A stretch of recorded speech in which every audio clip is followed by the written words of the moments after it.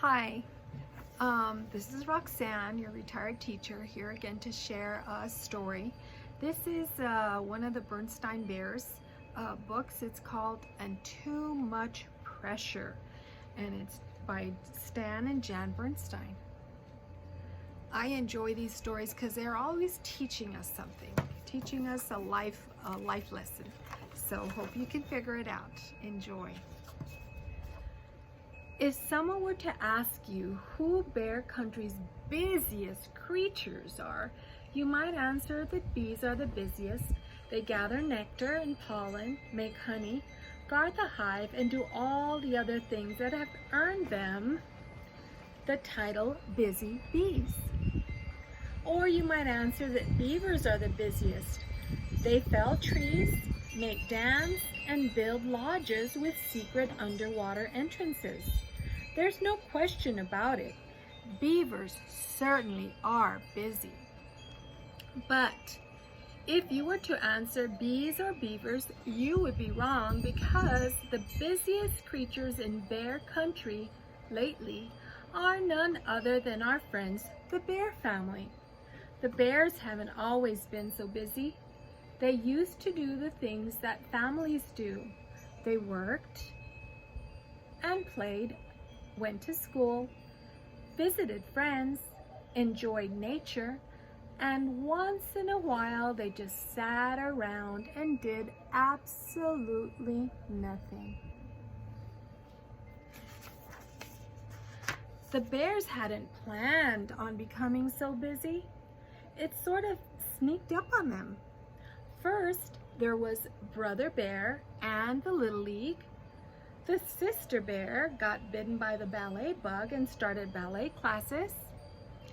When her best friend Lizzie Bruin started writing lessons, sister just had to take that up too, and brother wasn't about to be left out of something as exciting as horseback riding.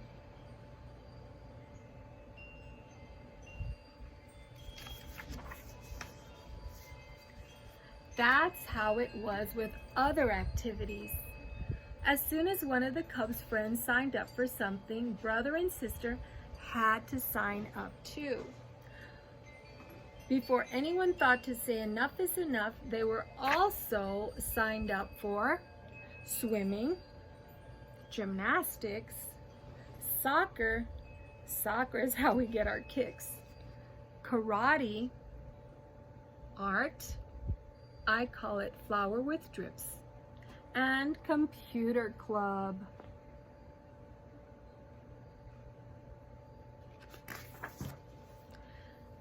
Talk about busy.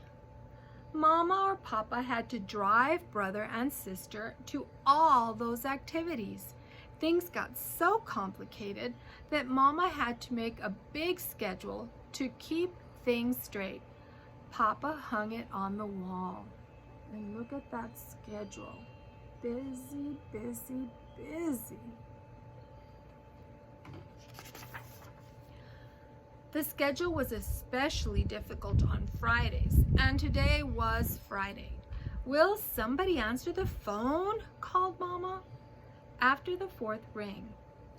I'm busy getting things out of the freezer for tonight's dinner. Can't right now, shouted sister from upstairs. I'm getting ready for ballet. Me neither, yelled brother. I'm getting ready with my baseball stuff.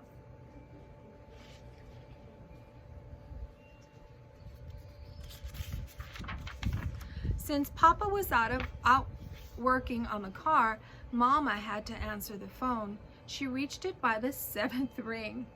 It seemed a lot longer to Gran on the other end. Hello? Said Mama. Hello, dear, said Gran.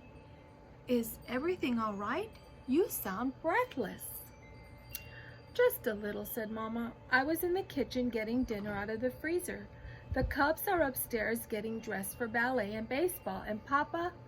But before she could explain about Papa, her shoulder bag got tangled in the phone cord, which pulled the phone down with a clunk. What happened? Shouted Gran. There was an awful clunk. We don't have phones like that. Well, some people might still have phones like that, but most of us don't.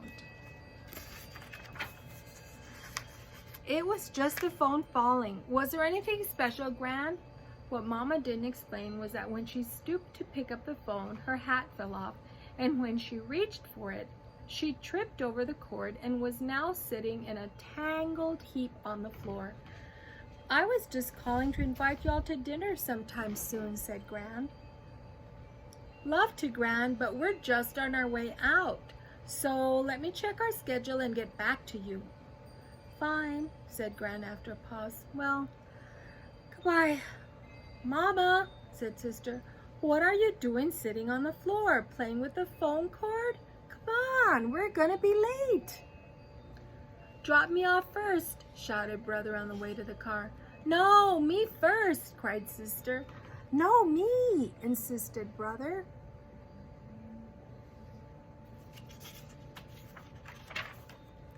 When Papa tried to explain what had been wrong with the car, the spark plugs needed cleaning, Mama shouted, "Not now, dear," and roared off, leaving him in a cloud of dust.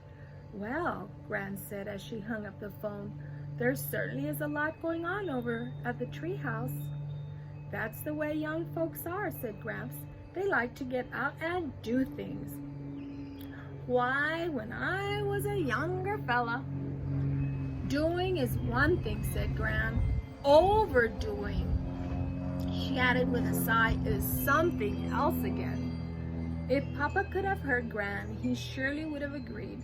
There was too much going on, too much coming and going, too much rushing about, too much pressure. The Bear family schedule was becoming a nightmare. As it turned out, a whole series of nightmares. The Cubs had planned to watch some TV that evening, but they were so stiff and tired, Sister from ballet, Brother from baseball, that they went to bed early, fell asleep, and dreamed.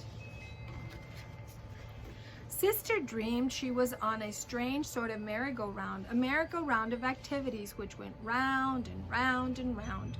She wanted to get off, but no matter how hard she tried, she couldn't. Brother had a dream too. He dreamed he was caught up in an enormous whirlwind of baseballs, soccer balls, and computers. Papa dreamed he was trapped on a magic carpet that was zooming into a deep black hole. Only it wasn't a magic carpet. It was that awful schedule from the wall. Mama didn't have a nightmare. The reason was that she didn't fall asleep all night. She lay awake, staring into the darkness, wondering how she was going to get through the next day.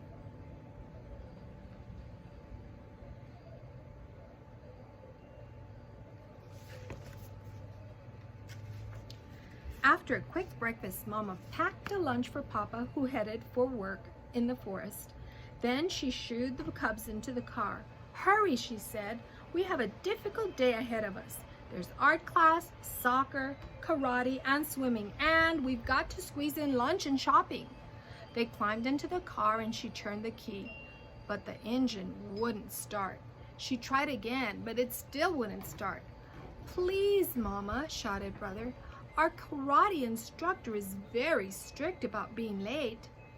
And the soccer coach is worse, yelled Sister. Mama tried again and again. Please, Mama, they screamed, jumping up and down in the back seat.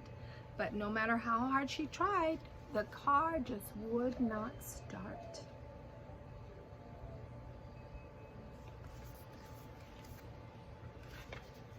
Then Mama did something the Cubs had never seen her do before. She started to cry. Big, wet tears rolled down her cheeks. The Cubs forgot karate and soccer and everything else except that their Mama was crying. What's the matter? Asked Brother. Tell us, please, begged Sister. But Mama just went boo-hooing up the front steps and got into the house. Go get Papa, Sister said to Brother. I'll stay with Mama. Sister followed Mama up to her room, where she fell on the bed sobbing. It was all Sister could do to keep from crying herself.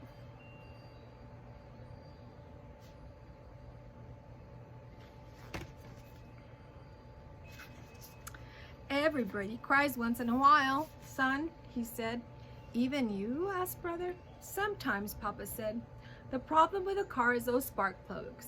We probably need new ones. But the real problem is the schedule of ours. I know Mama didn't sleep well last night worrying about it. I didn't sleep too well either. I had this awful dream, admitted Brother. That makes two of us, said Papa. Sister had one too, said Brother as they reached the treehouse.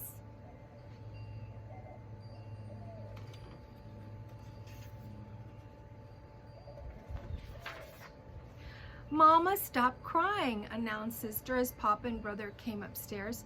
That's right, Mama said, smiling through a few last tears. There's nothing like a good cry sometimes. And there's nothing like a little common sense about too much pressure, said Papa.